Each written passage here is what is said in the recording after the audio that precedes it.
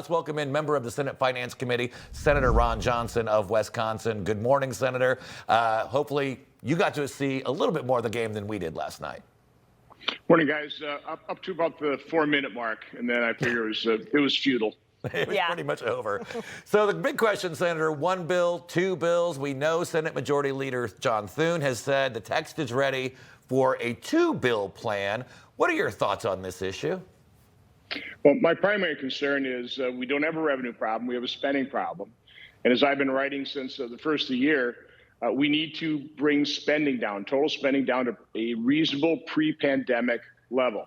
That's exactly what Chairman Graham has suggested in the Senate Budget Committee. I serve in that committee.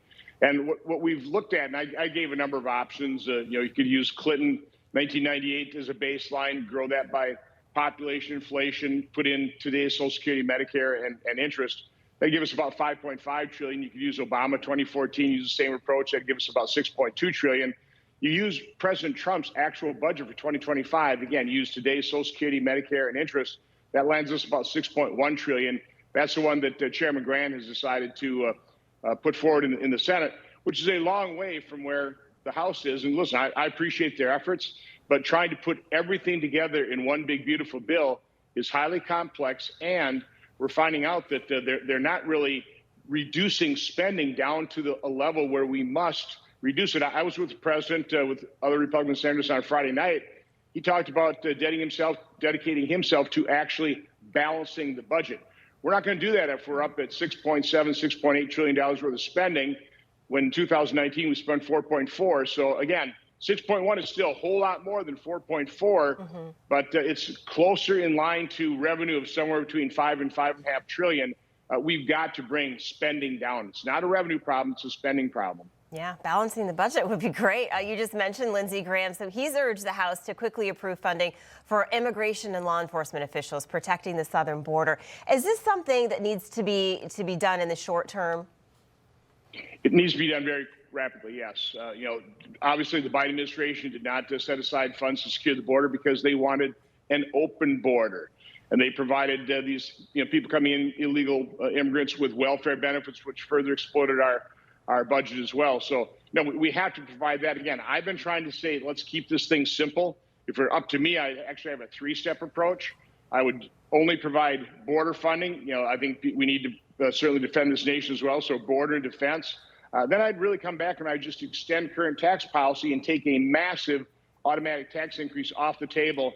Then I'd get down, roll up the shirt sleeves, and do the really hard work of looking at our entire tax code, which is a mess.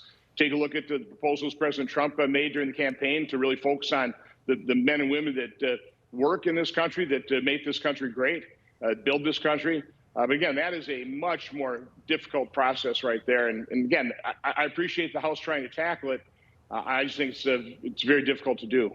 Yeah, it seems whether it's one bill, two bills, three bills, it's going to be Republican-only bills, because right now it seems like the left has they're fighting Elon Musk and Doge coming in and just even identifying the low-hanging fruit that you could cut with this spending, let alone some of the more difficult, big decisions. But the low-hanging fruit, you guys are going to have to do this all on your own.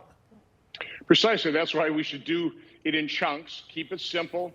Focus on the areas of agreement. We all know we want to secure the border. We all know we want to defend this nation, get that done. We all know we don't want a massive automatic tax increase, get that done. And then really, as I said, the last part, the major part is going to be difficult. It just is. We have different factions within our party. So recognize that reality. Let's give the president the funds he needs to secure this border.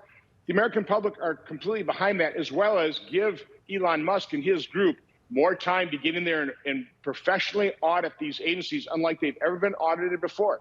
Congress can't do it because the administration won't give us the information. But the president directing somebody in there to look at these agencies, look at everything we've discovered about USAID. I'm sure almost every government agency is going to have similar types of problems in terms of waste, fraud, and abuse. Let's give them time to root that out, get the American people on our side to dramatically reduce the level of spending down to pre-pandemic levels.